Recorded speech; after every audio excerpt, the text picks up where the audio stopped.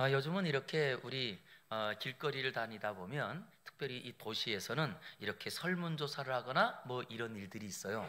과거에 있었던 일인데 저 명동 거리에서 어떤 단체에서 지나가는 그 분들에게 여쭈었습니다. 나를 행복하게 하는 단어가 뭡니까? 그래서 그 단어를 여러 개 써놨어요.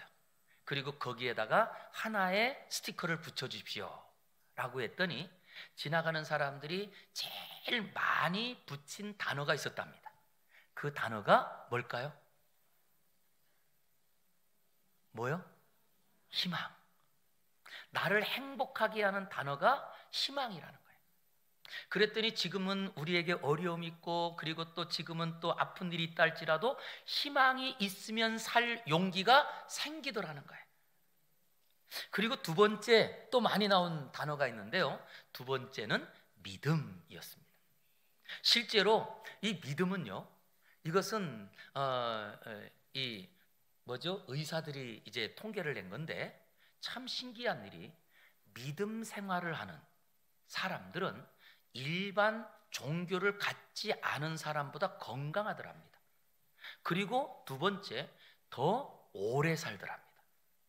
이거는 통계적으로 확실한 거예요. 그러기에 진짜 우리 성도님들이 지금도 이 땅을 살아가면서 우리의 삶이 얼마나 불안하고 염려되는 일이 많이 있습니까? 그러나 전능하신 하나님께서 내가 질병에 고쳐도 고쳐주실 거야 라고 하는 믿음이 그 질병을 이기더라고요. 아니 사업장에서도 아니면 가정에서도 경제적인 어려움 만났다 할지라도 하나님께서 반드시 도와주실 거야 라고 하는 이 믿음이 그 어려움을 이기게 하더라고요. 그러기에 믿음, 이것이 나를 행복하게 합니다. 그랬더니 또 세 번째가 있어요. 세 번째는 뭘까요? 사랑. 우리 성경에도 그러죠. 고린도전서 13장에 보니까 믿음, 소망, 사랑, 이 세 가지는 어떻게 해요? 항상 있을 것이로되, 이렇게 말하거든요. 그래서 우리가 이 세상을 살아가면서 우리 사람들에게 꼭 필요한 것 중에 하나가 사랑입니다. 아까도 우리가 이런 고백했잖아요. 하나님, 나를 사랑해 주셔서 감사합니다. 그런데 참 신기하게도요, 정말 어려운 시간이고 그리고 또한 다른 사람들이 볼 때는 저렇게 어려운 환경 속에서 어떻게 살지?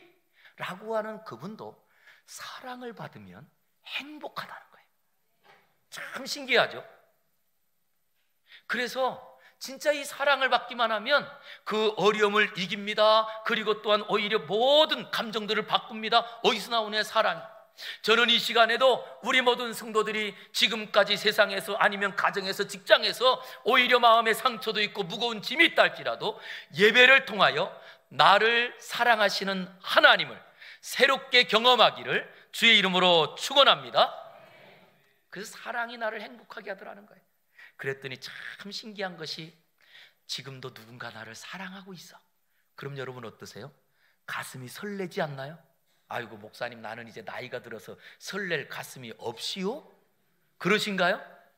아니더라고요. 연세가 들어서 환갑이 지나고 일흔이 지나고 여든이 지나도 누군가 나를 사랑한다면요, 가슴이 뛰어요. 그만큼 이 사랑은 우리를 행복하게 하는 거 맞는 것 같습니다. 그리고 네 번째, 보여주지 마세요. 네 번째 나를 행복하게 하는 게 있대요. 많은 사람들이 스티커를 붙인 것 중에 네 번째인데 뭘까요? 찬양대 컨닝했다고 말하면 안 되죠. 예, 휴식이랍니다. 휴식. 그랬더니 와, 이건 저도 실감했는데 어제도 우리 태계원 교회에서 임직식이 있어서 아침에 나갔거든요. 세상에, 아침에 나가면서 보니까요, 우리 청평부터 남양주까지 도로에, 우리 가평으로 들어오는 그 도로에 차가 꽉 찼어요. 왜요? 왜 꽉 찼죠? 연휴. 예. 오늘은 어린이날이고 그리고 내일은 무슨 날이요? 대체 공휴일. 그러다 보니까 어린이날 전에, 아니 어린이도 없는 집에서 예? 언제부터 쉬느냐라고 했더니 오늘부터가 아니더라고요. 이미 어저께부터. 그랬더니 어떤 분들은 아이고 이미 연휴로 토요일, 주일, 월요일까지니까 아예 금요일도 하루를 연차를 내가지고 금요일부터 쉬는 분도 계세요. 그리고 여러분 어떠신가요? 휴가 간다 생각하면 짜증나요? 행복해요? 그냥 기분 좋잖아요. 그래서 이 휴식이 나를 행복하게 하는 단어들하는 거예요. 휴식이. 그리고 마지막 5번째, 여기까지만 하는데 5번째는 평화. 평화라고 하는 건 뭐냐라고 했더니 다툼이 없는 상태. 집에서도 정말 사랑하는 부부가 얼굴을 맞대고 자면 참 얼마나 가까워요. 그런데 그 부부가 등을 탁 돌리는 순간 지구 한 바퀴를 돌아야 만난대요. 그런데 그것처럼 정말 가정 안에 다툼이 없고 직장 안에 다툼이 없고 내가 누군가 살아가는 자리에 불편한 일이 없으면 어때요? 행복하지 않나요? 그런데 불편한 일이 하나 쌓이고 집에 들어가도 불편하고 직장 가도 불편하고 교회 와도 불편하다면 우리가 어떻게 이 행복을 누릴 수 있겠어요? 그런데 저는 이 5가지 희망, 믿음, 사랑, 휴식 그리고 평화, 이 5가지 행복한 단어들이 한 장소에서 만날 수 있더라고요. 한 장소에서. 거기가 어딜까요? 교회. 역시 신앙 좋으신 분들 교회. 할렐루야. 예. 교회 말고 또 있대요. 가정이라는 거예요. 그래서 실제로 하나님께서는 우리 사람을 창조하실 때 남자를 지으시고 여자를 지어서 그 2 사람을 불러 가정을 시작하셨어요. 그리고 이 모든 하나님이 우리에게 주시는 그 행복, 이 5가지의 그 행복이 어디서 시작되느냐라고 했더니 그 가정 안에서 충만하게 채워지더라는 거예요. 저는 그래서 먼저 이 말씀을 전하기 전에 이 5월 달에 가정의 달을 맞이해서 우리 사랑하는 성도들의 가정 가운데 희망과 믿음과 사랑과 휴식과 평화의 그 은혜가 가정 안에 충만하기를 주의 이름으로 축원합니다. 그래서 가정에 들어가기만 하면 행복하고 가족 식구들과 있기만 하면 너무나 행복하고 그 행복이 우리 교회 안에 눌러 넘쳐서 그래서 저는 정말 제가 마음에 담고 있는 표가 하나 있어요. 그건 뭐냐 하면 가정은 교회 같은 가정. 그리고 또 다른 말이 있습니다. 교회는 어떤 가정이요? 어떤 교회요? 가정 같은 교회. 저는 그래서 우리 성도님들의 가정이 이 5가지의 단어가 다 있어서 행복하고 그 가정이 교회가 되어서 우리 교회가 5가지의 이 단어들이 날마다 넘쳐나서 소망과 기쁨이 있기를 다시 한번 주의 이름으로 축원합니다. 오늘은 우리가 어린이 주일이잖아요. 그리고 성경에 보니까 이 어린이는 앞날의 희망이래요. 앞날의 희망. 그래서 저는 오늘 설교 제목을 어린이는 축복의 통로라고 정했습니다. 축복의 통로. 그리고 이 말씀이 어떤 의미인지를 오늘 본문에서 먼저 살펴보도록 하겠습니다. 자, 우리 한번 5절 말씀 보시기 바랍니다. 5절 또 누구든지 모든 사람에게 말씀하신 거예요. 어떤 사람이든지 내 이름으로 누구를요? 이런 어린아이 라고 예수님께서 지금 예수님께 왔던 그 어린아이를 지목하면서 이런 어린아이 한 명을 영접하면 곧 누구를 영접하는 거래요? 나를 영접하는 것입니다. 우리가 예수님을 어떻게 영접하고 아니 이 땅을 만드시고 우리의 구원을 이루신 그 예수님을 어떻게 내 마음속에 모시고 내 가정에 모실까? 우리의 삶에 모실까? 라고 할 때 그 예수님을 모시는 방법을 뭐라고 했느냐? 라고 했더니 이런 어린 아이 하나를 내 이름으로 영접하면 이 예수님의 이름으로 대접하면 그러면 그 사람은 나를 영접한 것이다. 그러니까 어린아이는 축복의 통로 아닐까요? 그 어린아이를 예수님의 이름으로 영접한다라고 할 때 여기에 이 말은 어린아이 자체가 복이다 이 말이 아닙니다. 세상에 가장 천하게 여기고 아니면 세상 가운데 다시금 늘 그냥 인격을 무시하는 그래서 어린아이라고 하는 이 단어는요 실제로 예수님 당시에는 수에 치지 않는 사람이라는 말이에요. 수에 치지 않는 사람. 그럼 여기에 모였는데 자 사람은 다 모이세요 그러면서 사람 오라고 하는데 아니 너는 오지 말고 그러면 어때요? 그 다음부터 청평교회 안 올 것 같아요, 그죠? 자, 이런 것처럼 이 어린아이 하나를 영접한다라고 하는 것은 어린아이 자체가 아니라 바로 그 어린아이를 통하여 무시되고, 그리고 아예 사람으로 취급되지 않을 정도로 인격이 손상된 그런 사람을 영접하면 나를 영접한 것이다. 그리고 오늘 설교 제목에 바로 어린이는 축복의 통로라고 할 때, 이 어린이는 지금까지 소외가 되고 누구도 관심 갖지 않았던 그 사람의 대표가 어린이입니다. 그리고 그 어린이를 영접하는 것이 나에게는 예수님 영접하는 것이라, 그 어린이는, 그 사람은 축복의 통로가 되는 거예요. 저는 그러기에 지금도 우리 사랑하는 성도님들의 주변에 연약하고, 그리고 또한 정말 다른 사람들이 볼 때 함께하기 싫은 사람이 우리 주변에 있다. 그 사람이 우리의 축복의 통로이라는 것을 꼭 기억하시기 바랍니다. 자, 그리고 6절 말씀 또 보겠습니다. 6절 시작. 누구든지 나를 믿는 이 작은 자 중 하나를 실족하게 하면 차라리 연자 맷돌이 그 목에 달려서 깊은 바다에 빠뜨려지는 것이 나으니라. 아멘.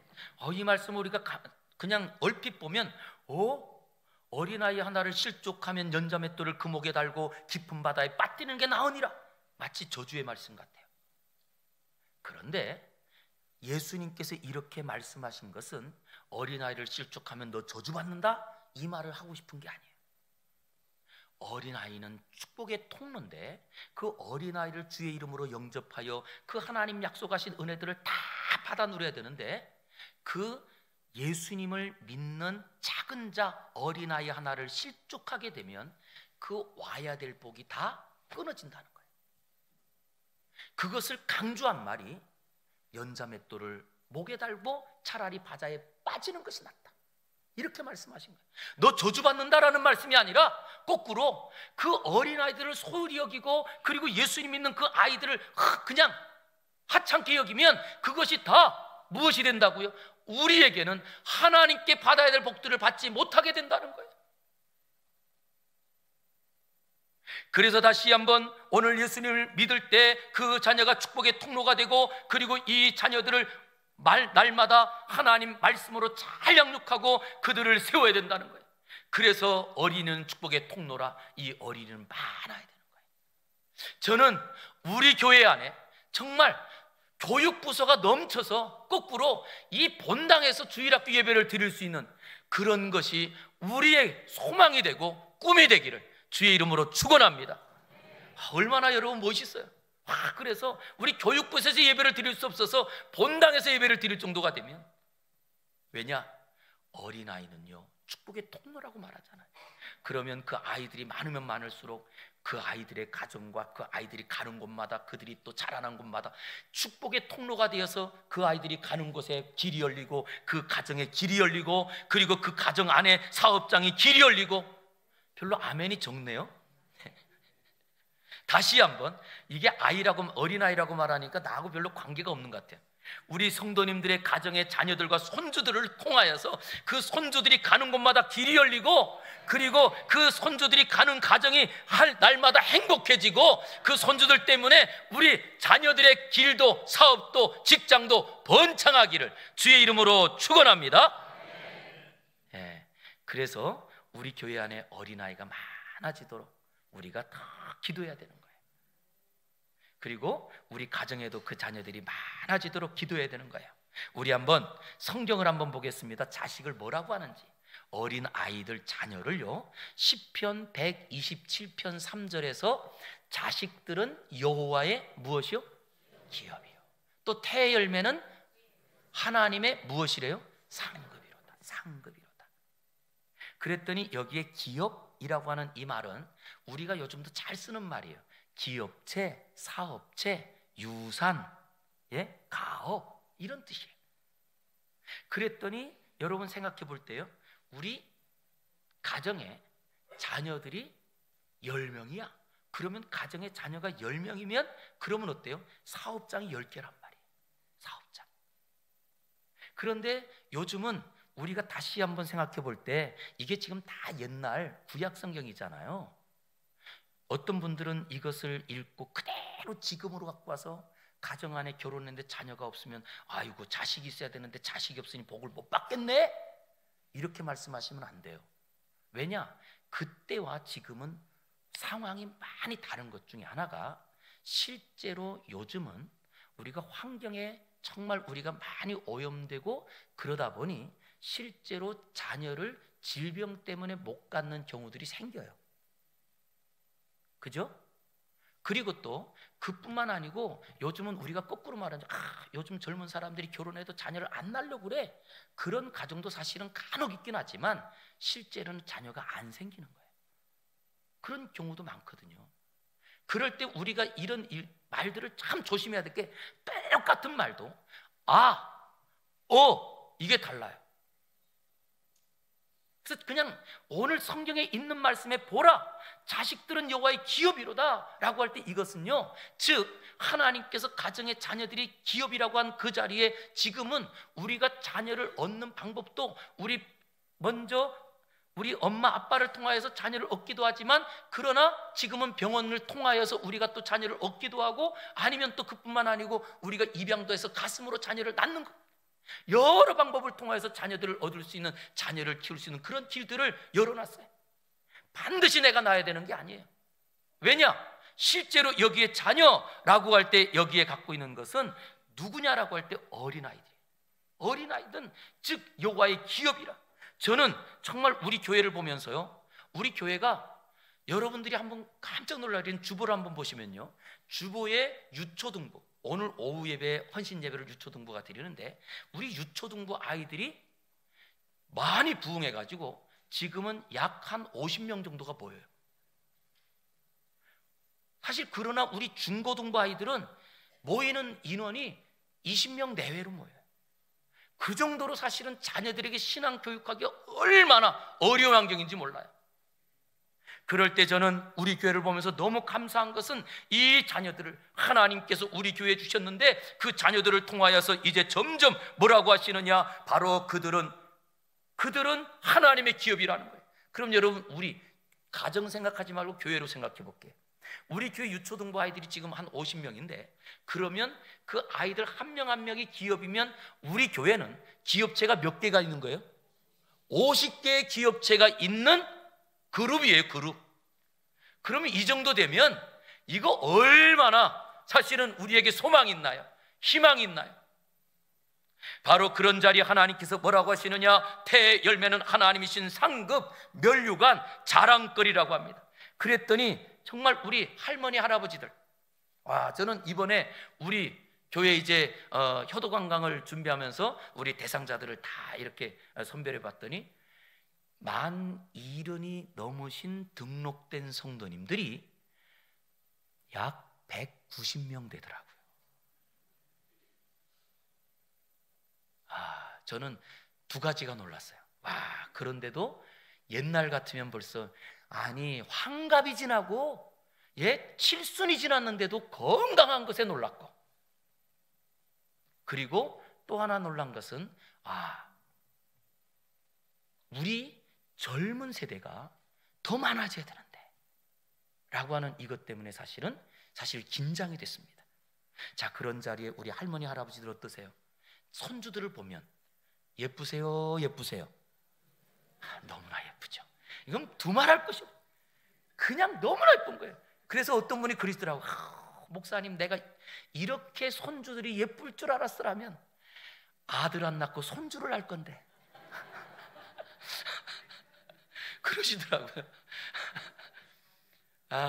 예. 그럴 정도로 실제로 우리에게 얼마나 사실은 이 자녀들을 얼마나 자랑이고 기쁨인지 몰라요. 그런데 그 자녀들이 기쁨되고 자랑이 계속되려면 이 자녀들을 어떻게 양육해야 되느냐?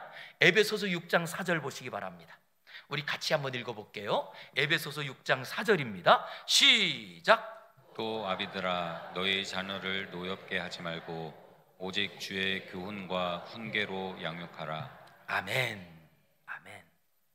여기에 보니까 오직 주의 교훈과 훈계로 양육하라 라고 했거든요. 그런데 이렇게 두 가지에 대한 것을 우리가 크게 볼 수 있는 하나가 뭐냐 하면, 제가 이 대학원 다닐 때 공중보건학을 배운 적이 있습니다. 그 공중보건학 교수님이 의학에 대한 것을 둘로 나눈다 그렇게 말하더라고요. 의학을 크게 말하면 그 둘로 나눌 때 하나는 예방학, 그리고 하나는 치료학, 이렇게 둘로 나누는 거예요. 그런데 예방은 누가 하느냐? 국가가 하는 겁니다. 그래서 우리 일반적으로 보건소 있죠? 이 보건소가 하는 일이 국민들의 어떤 질병을 치료하는 일들이 아니고 국민들이 질병에 걸리지 않도록 예방하는 일들을, 이것을 국가가 책임지고 합니다. 그 중에 우리가 코로나 걸렸을 때에도 국가에서 예방, 그 코로나 백신을 우리가 또 구입해가지고 국민들에게 다 예방 주사 먹게 하고 그랬잖아요. 이런 일들을 국가가 하는 거예요. 그런데 이렇게 예방하는 것과 함께 아무리 우리가 예방을 잘해서 뭐 코로나 예방 주사를 1차, 2차, 3차 다 맞아도 그래도 코로나 걸릴 확률이 있어요, 없어요? 아시네요. 예. 어떤 분들은 그걸 몰라가지고 아니 나 예방주사 다 맞았는데 왜 걸리냐고, 그거 가짜 아니냐고, 이런 분이 계시는데 그렇지 않아요. 그래서 예방주사를 잘 맞았는데도 불구하고 질병에 걸릴 수 있어요. 그럴 때 그 질병을 치료하는 치료학, 이게 의술이죠, 의술. 그런데 이렇게 두 가지처럼 우리 신앙의 교육에도 두 가지가 있습니다. 신앙의 양육에 두 가지가 있는데, 하나는 예방적인 차원에서 주의 교훈과라고 하는 거예요. 그래서 이 교훈이라는 것은 즉 하나님의 말씀으로 이 땅에서 주의 성도들이 어떻게 살아가고, 그리고 또한 신앙으로 사는 것이 무엇인지, 아니면 또 신앙에서 벗어나는 것이 무엇인지 늘 이렇게 가르치는 거예요. 그런데 이렇게 가르치는 일들을 누가 하느냐라고 했더니 교회가 하는 일이에요. 그래서 교회는 그래서 영유아부부터 우리 유초등부, 중고등부, 청년부, 그리고 장년, 실제로 오늘도 목사가 설교하는 이 설교 안에는 가르치는 그 역할이 이 안에 같이 있는 거거든요. 그래서 우리가 이렇게 하나님의 말씀을 배워요. 그런데 정말 저는 우리 교회 보면서 자랑스러운 거예요. 교회가 지금도 어린이집을 운영하고 있다는 거, 저는 우리 성도님들이 자랑스럽게 여겼으면 좋겠어요. 점점 어려워져서 우리 청평에도 벌써 어린이집 문 닫은 데가 몇 군데 있어요, 어린이집을. 그리고 지금도 우리 교회는 어린이집이 사실은 옛날에 세웠던, 우리 청평에서 어린이 교육을 제일 먼저 시작한 데가 우리 교회라는 거 아시죠? 선교원 때부터 시작을 했습니다. 그리고 그때부터 우리 선생님들이 신앙으로 아이들을 가르치면서, 선생님은 정말 제가 봐도 세계 1등이에요. 세계 1등이에요. 그런데 우리 시설이 이제는 좀 낡았어요. 그러다 보니까 부모님들이 요즘은 선생님을 보고 아이들을 보내면 좋겠는데 시설을 보고 아이들을 보내는 경우가 더 많아요. 그것이 좀 안타깝긴 해요. 그렇다 할지라도 정말 저는 우리 교회에서 신앙교육을 하기 위해서 이렇게 한다. 우리 가평에 보니까요, 교회에서 어린이집 하는 데가 없어요, 이제는. 다른 말로 말하면 교회가 신앙교육에 대한 것을 포기하는 거예요. 저는 그래서 이런 생각을 합니다. 진짜 어려서, 우리가 열심히 하려고 하다가도 안 되면 어쩔 수 없겠지만, 그러나 끝까지 했으면 좋겠다. 이게 솔직한 마음이에요. 왜? 이것이 우리가 지금까지 예방주사 놓는 거거든요. 그런데 예방주사를 언제 놓을 때 제일 좋으냐라고 했더니 어릴 때 놓을수록 좋아요. 이렇게 우리가 주의 교훈으로 주일학교, 그리고 또한 우리 영유아부를 지나고 유초등부 벌써 감사하잖아요. 그랬더니 지금요, 우리 유초등부 아이들이 50명 된다는 거는요, 이거요, 우리 가평에서는 기적 같은 이야기입니다. 지금 이야기가. 그럴 정도로 우리가 이 말씀을 가르치고 이 말씀으로 중고등부 청년도 가르쳐요. 그런데 이렇게 아이들을 말씀으로 잘 가르치면 이 아이들이 세상으로 나가지 않고 신앙으로 든든히 서서 어떤 어려움도 이기고 신앙에서 떠나지 않으면 얼마나 좋아요. 그래도 고등학교 졸업하면요, 대학 간다고 밖으로 나가서 신앙 잃어버리고, 그리고 직장생활 한다고 하면서 오히려 예배생활 다 잃어버리고, 너무 속상해요. 이럴 때 치료하는 치료책으로 준 게 뭐냐? 훈계라는 거예요. 그래서 이거 두 가지예요. 교훈과 훈계. 이게 예방과 치료입니다. 그랬더니 훈계라고 하는 이 단어는 어떤 단어냐? 이 히브리어로 보면 훈계라는 말이 두 가지가 있어요. 하나는 약학이라고 하는 단어가 있어요. 그리고 또 하나는 야사라고 하는 단어가 있어요. 훈계라는 말이에요. 이 훈계가 두 가지인데, 하나 야칵이라는 말은 말로 타이른다 라는 말이에요. 말로 타이르는 게, 너 그렇게 하면 혼나, 너 그렇게 하면 안 돼, 그러면서 말로만 하는 거예요. 이건 야칵이라는 거예요. 그런데 많은 분들이 무엇까지만 하냐? 훈계를 말로만 해요. 그래서 어린 아이가 뭐 자기 멋대로 하고 막 저지르놓고 그러면 너 혼나! 그래놓고 끝나요. 그런데 성경에 야사르라고 하는 이 말은, 이것은 야사르라는 말이 그 아이가 잘못되었을 때 몸으로 막는다 라고 하는 말이에요. 몸으로 막는다. 그럼 몸으로 막는다는 게 뭐냐? 제가 아이가 셋인데 그 중에 둘째가 아들이거든요. 얘가 어릴 때 얼마나 부산하고 개구장했는지 몰라요. 얘가. 근데 한 번은 어릴 때였거든요. 좀 아직 어릴 때였는데 밥상을 이렇게 차려놓으면 항상 밥상에 기어와가지고 이렇게 저지리 하잖아요. 예? 그래서 제가 한 번은 그 손을 딱 잡고 국에다가 손을 툭 넣었어요. 어떻게 됐을까요? 깜짝 놀라서 얘가 쑥 빼는 거예요. 그때가 두 돌이 지나기 전이었습니다. 그래서 제가 그 손을 붙잡고 다시금 그 국에다 넣으려고 하니까 얘가 안 넣으려고, 얘한테 하지 말라고 하는 게 그 말을 얘가 알아들을까요? 못 알아들을까요? 못 알아들어요. 못 알아들을 때 몸으로 막는다. 이게 야사르라는 말이에요. 예? 몸으로 막는다. 거기서 나온 말이 채찍, 회초리, 이런 말이 나온 거예요. 그랬더니 그 아이가 그 다음부터는요, 절대 국에 손은 안 돼요.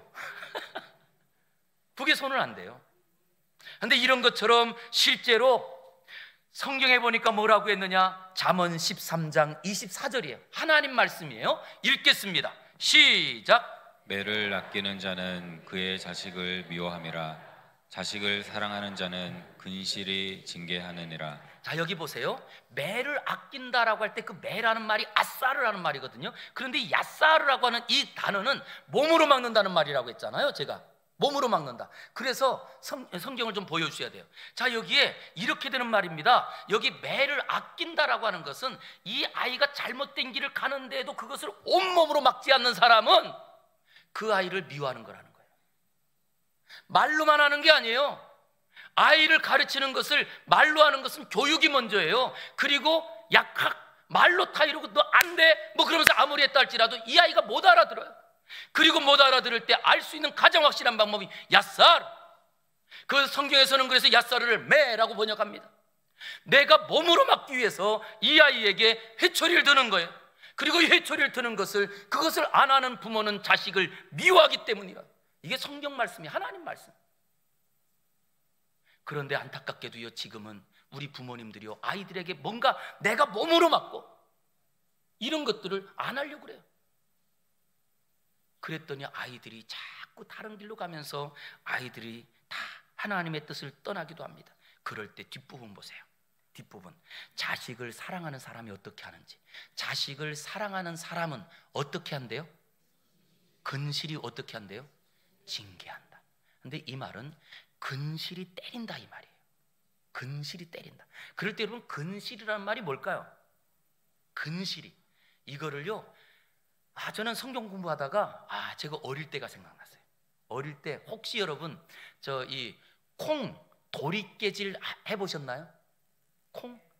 뭐 이 도시에 사신 분들은 잘 모르실 것 같아요. 근데 이 콩 도리깨는 먼저 콩을 다 베어가지고 바짝 말립니다. 그리고 바짝 말린 다음에 그것을 이제 마당에다가 먼저 밑에다가 다 이제 이 그 깔개를 깔아요. 콩이 떨어져야 되니까 다 깔고 그 다음에 거기다가 콩을 펴서 놓습니다. 그리고 나서 도리깨질을 하죠.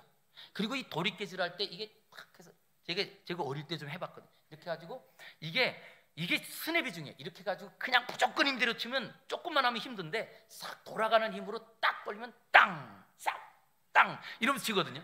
근데 이러면서 이렇게 싹 돌아가고 땅, 이렇게 위에서 이렇게 딱 여기 돼요. 근데 이러면서 이제 콩 놓여지는 것을 때릴 때 어떻게 해야 돼요? 어떻게 때려야 돼요?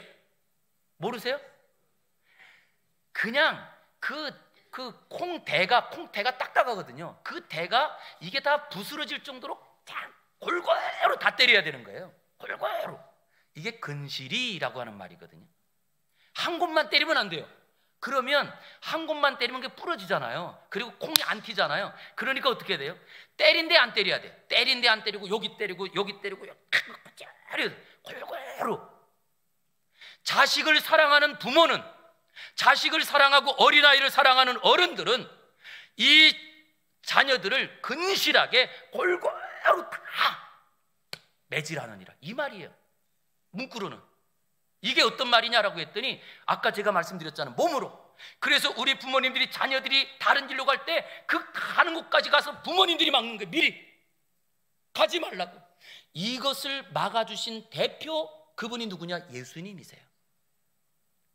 그래서 예수님께서 우리가 잘못 길로 가고 우리가 악한 길로 가고 우리가 하나님께 불순종할 때 예수님께서 먼저 가셔서 우리의 모든 죄를 짊어지고 예수님이 십자가에서 돌아가신 거예요. 그리고 그분의 십자가로 말미암아 내가 살게 된 겁니다. 바로 오늘 여기 징계라는 말이 이런 말이에요. 그래서 아프지만 힘들지만 그런데 몸으로 이 아이의 잘못을 막아라. 다른 데 길로 갈 때는 내가 달려가서 그 아이를 꼭 붙잡아서 가지 못하게 해요. 왜냐? 우리가 이렇게 물리적인 방법으로 하라는 것이 제가 폭력을 행사하는 거 아닙니다. 아이들의 인격 존중해줘야 되고, 그리고 또한 정말 그 아이들을 사랑으로 키워야 되지만 진짜 사랑하는 것은요, 잘못된 길로 가는 것을 막아주는 것이 사랑이에요. 무엇을 그러면 그 중에 어떤 것을 가르쳐야 되죠? 무엇을 주의 그 훈계와 그리고 교훈으로 이 아이를 어떤 걸 가르쳐야 되죠? 그랬더니 영국의 영적 부흥을 일으켰던 한 가족이 있습니다. 웨슬레 가문이거든요. 요한 웨슬레, 바로 감리교의 창시자죠. 그래서 감리교가 영국에서도 시작되는데, 이때에 그 요한 웨슬레를 낳은 어머니, 그 어머니가 수산나라고 하는 분인데요. 이분이 자녀를 몇 명 낳았느냐? 19명을 낳아요. 그리고 제가 따져보니까 벌써 40년 동안 배불렀다 꺼졌다 40년을 그러신 거예요. 와, 이게 도대체. 그런데 더 놀라운 게 있어요. 그 19명의 자녀를 다 신앙으로 잘 키웁니다. 한 명도 신앙에서 벗어난 아이가 없이 다 신앙으로 잘 키웠어요. 11명을 다. 그 수산나가 쓴 일기가 있었는데 나중에 그 일기가 이제 읽혀지기 시작하고 그것이 책으로도 나왔는데요. 어떻게 아이들을 이렇게 잘 키울 수 있었느냐? 라고 하니까 실제로 아이가 5살 되기 전에 이 아이의 불순종의 의지를 꺾어주기 위해서 노력했답니다. 몇 살 되기 전에요? 5살 되기 전에. 왜냐? 사람은 태어날 때부터 불순종하기로 작정하고 태어난 게 사람이에요. 불순종하기로 작정하고 태어나. 왜냐? 아담과 하와, 우리의 인류의 조상이 하나님의 말씀에 불순종했고 그 사탄의 유혹을 받아서 우리고 그 원죄 안에서 우리는 이미 불순종하고 내 멋대로 살고 내 뜻대로 사는 이것이 행복인 것처럼 거꾸로 우리가 이미 불순종하고 살아갑니다. 그럴 때 우리가 다시 한번 주의 교훈과 훈계로 가르쳐야 될 첫 번째가 무엇이냐라고 했더니 순종하는 자녀가 되도록 가르쳐야 되는 거예요. 언제까지요? 어릴 때, 5살 전에. 우리 어른들은 말합니다. 아이고, 5살 전에 애가 뭘 알아서요? 그때는 말로 해도 통하지 않습니다. 그때 부모님의 말씀은 무조건 따라야 된다는 것을 그때 알려줘야 되는 거예요. 저는 사실 제 자녀 3명이잖아요. 3명인데 막내가 났을 때가 1999년도였습니다. 막내가. 그런데 병원에 이제 출산하러 가서 병원비를 계산하려고 했더니 첫째, 둘째까지는 의료보험이 혜택이 됐는데 셋째는 의료보험 혜택이 없더라고요. 병원비를 다 내라고 그러더라고요. 되게 억울하더라고요. 예. 그렇지만 뭐 내라고 하니까 다 내고 했어요. 그리고 불과 지금 한 25년 지난 겁니다. 그런데 지금 우리나라가 어떤가요? 지금은 병원비 다 대주고 오히려 자녀들에게 뭐 자녀 양육비를 어떤 도시에서는 이 아이가 자랄 때까지 1억을 지원해 준다. 이래도 자녀가 없을 정도입니다. 그럴 때 참 제가 제 그 셋을 낳은 엄마죠. 막내 아이를 딱 안고서 있으면서 출산하고 얼마 안 됐을 때요. 그래서 저한테 여보 예쁘지? 그래. 막내가 또 딸이니까 더 예뻐요. 그래서 예쁘지 그랬더니 여보 넷째 나면 얼마나 더 예쁠까? 그래서 제가 돈 걱정이 돼가지고 아니 셋째를 낳으니까 병원비도 안 되는데 여보 안 돼. 그랬다고요. 한데 사실 이 자녀들을 키울 때 저는 제가 아이들하고 어릴 때에는 교회 와도 어릴 때 저한테 아빠 그리고 한 번도 달려와 본 적이 없어요. 왜? 교회에서 아빠 소리 한 번 했다가 혼나거든. 야 내가 교회에서 목사지 니네 아빠냐? 그렇게 키웠습니다. 솔직히. 그뿐만 아니고 집에 들어갔을 때도 이 아이들에게 뭔가 너 이거 해야 돼 라고 하는 거 안 할 때에는 정말 엄하게 키웠어요. 왜? 성경을 보니까 어릴수록 이 아이를 엄하게. 그랬더니 참 감사한 것은 우리 아이들이 뭐 지금은 이제 둘 다 이제 외국에 나가 있고 이제 아들 하나만 있지만 그래도 이 아들이 우리 교회에서 벌써 청년부 회장을 2번째 해요. 그리고 늘 일부 때 와서 또 섬기잖아요. 그런가 하면 또 이 딸들도 사우디에 있는 딸도 지금도 뭐 늘 그 사우디 한은교회 가가지고 반주하고 그리고 또 막내 딸도 그 이 인디애나에 있는 또 한인교회 가가지고 또 섬기고 참 그런 걸 보면서 이게 맞구나. 저는 제가 경험한 거라. 자녀들은요 어릴수록 엄해야 돼요. 말귀를 못 알아듣기 때문에 내 몸으로 막아줘야 되고 이 아이들이 몸으로 겪을 수 있도록 해줘야 되는 거예요. 그랬더니 이 아이들이 그 어릴 적에 갖고 있었던 그 부모님을 따라가고 부모님 말씀을 순종해야 된다고는 그 확실한 것이 아이들이 교회 안에서 자라고 그리고 교회 안에서 지금 이렇게 성장하는 모습을 보게 됩니다. 자랑하려고 하는 건 절대 아닙니다. 솔직히 저는 우리 성도님들이 가정이 자녀들이 제발 그렇게 됐으면 좋겠어요. 그래서 왜냐라고 했더니 이유는 어디 있느냐? 우리 한번 따라해 볼까요? 한번 따라하겠습니다. 나는 카피되고 있다. 뭐가 되고 있다고요? 카피가 뭐죠? 복사되고 있다는 거예요. 복사. 그랬더니 복사라고 하는 것 여러분 복사기 아시죠? 원본을 갖다가 딱 거기에 놓고 딱 버튼을 누르면 어떻게 돼요? 똑같이 나옵니다. 아니 요즘은 기계가 좋았어서요. 그래서 이게 좀 낡아서도 복사를 하면 더 좋게 나와요. 이것처럼 우리의 인생은 지금까지 어떻게 됐느냐라고 했더니 이미 부모님의 것을 물려받아서 내가 살고 있는 거더라고요. 그러기에 일본 속담에는 이런 말이 있습니다. 아들은 아버지의 등을 보고 자란다. 부모님이 무엇을 말하느냐 아니면 부모님이 무엇을 구구절절 설명 안 해도 이 아이들이 노는 걸 보면 참 신기해요. 그랬더니 아이들이요 다 어릴 때 하는 거 보면 집에서 요즘은 또 대부분 부모님들이 안 키워. 할머니 할아버지 많이 키우잖아요. 그리고 또 누가 키워요? 어린이집 선생님들이 키우잖아요. 그랬더니 신기한 것을요 다 그걸 보고 그래서 아이들이 집에 가가지고 엄마 그렇게 하면 안 돼? 누구한테 배운 거예요?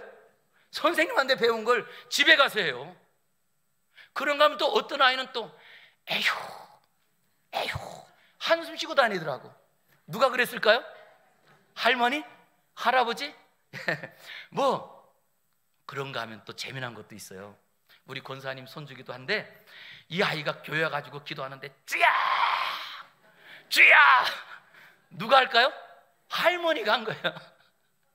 그러니까 그걸 따라가는 거예요. 이걸 보니까 진짜 사람은 계속 복사되고 있는 거예요. 부모님이 어디로 가고 있느냐? 이 자녀들은 그 부모님의 등을 보고 따라갑니다. 그러기에 성경은 이렇게 말합니다. 갈라디아서 6장 7절에 스스로 속이지 말라. 하나님은 업신여김을 받지 아니하시나니 사람이 무엇으로 심든지 어떻게 된대요? 그대로 거두리라. 이것은 하나님께서 우리의 삶에 복과 저주가 같이 있다는 말씀이에요. 우리 부모님들의 삶에 자녀들의 복과 자녀들의 그 아픔이 같이 있다는 거예요. 내가 무엇을 택하여 살아가느냐에 따라 이 자녀들이 그 하나님의 복을 가지고 누리며 살아갈 수도 있고, 아니면 그 하나님의 끊어진 오히려 인생의 고통을 가지고 살아갈 수 있더라는 거예요. 그래서 어린이는 축복의 통로입니다. 왜냐? 내가 하나님께 받은 것 가지고 내가 사는 자리에 이 자녀들은 부모님이 물려준 걸 가지고 살아가기 때문에 이 자녀들은 축복의 통로인 거예요. 저는 이 시간 다시 한번 도전합니다.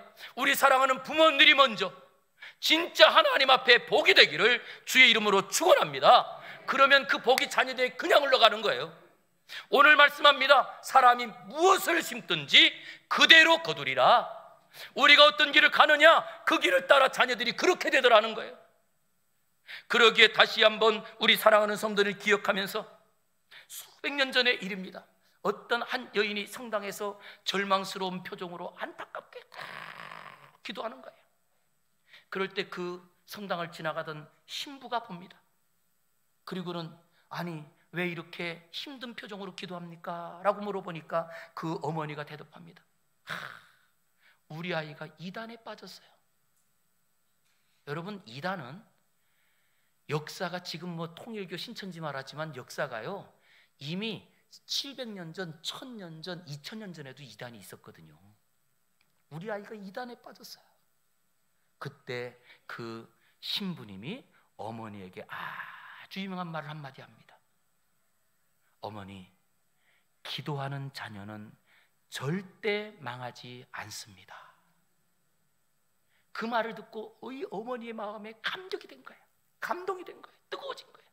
그래서 그 아들을 놓고 열심히 기도합니다. 그 아들이 어거스틴이잖아요. 이 어거스틴은요, 우리가 잘 몰라서 그렇지 우리 기독교 신앙의 전체를 다 정리한 신학 대전이라고 하는 그 많은 책을 다 쓰신 분이 어거스틴이에요. 저는 우리 성도님께 꼭 말씀드리고 싶습니다. 기도하는 어머니가 있으면 자녀는 망하지 않습니다. 기도하는 부모님이 계시면 그 가정은 반드시 자손 대대로 복을 누리게 됩니다. 먼저 모세를 지도자로 세웠던 그 자리에는 요게벳이라고 하는 어머니의 기도가 있었습니다. 아니 그뿐만 아니고 또 미국의 노예들에게 자유를 주었던 링컨 대통령, 그 대통령 뒤에는 어머니 낸시 행커스의 기도가 있었습니다. 그뿐만 아니고 또 아까 19명의 아들들을 잘 신앙으로 키운 웨슬레이 형제들, 그 영적 부흥을 일으킨 그 자리에는 수산나 어머니의 기도가 있었던 거예요. 그래서 우리가 찬송하잖아요. 나 지금 돌아갑니다. 어머니 기도 못 잊어. 내 방황하던 모든 삶을 끊고 돌아갑니다. 지금도 이 자녀들이 축복의 통로가 되기 위해서 우리에게 필요한 것이 있다고 한다면 반드시 신앙으로 결단하고 나아가는 부모님들이 있기만 하면 무엇으로 심든지 하나님이 그대로 거두게 하시는 줄 믿습니다. 저는 우리 사랑하는 성도님들이 그것을 기억하면서 자녀들의 이름을 부르며, 아니 우리 주일학교 학생들의 이름을 부르며 기도하여서 가정의 소망이 넘치고 교회가 우리 가평을 살리는 청평교회가 되기를 주의 이름으로 축원합니다. 기도하겠습니다. 거룩하신 아버지 하나님, 감사합니다. 오늘도 우리에게 다시 한번 부모의 역할이 얼마나 소중한지 깨닫게 하여 주시고, 아브라함을 통하여 태어날 후손을 향하여 너는 복의 통로가 될지라 명하셨던 주님, 나를 가정의 축복의 통로로 세우셨사오니 주여 나를 통하여 이제는 이 자녀들이 하나님의 복을 받아 누리며 자손 대대로 하나님의 은혜를 누리는 축복된 가문 되게 하여 주시옵소서. 무지한 열심이 아니라, 무지한 사랑이 아니라 지혜로운 사랑, 지혜로운 열심으로 자녀들에게 잘 훈계하고 주의 말씀을 양육하여 아버지 이들을 통하여 하나님의 복이 온전히 이 땅에 나타나게 하여 주시옵소서. 예수님 이름으로 기도 올리옵나이다. 아멘.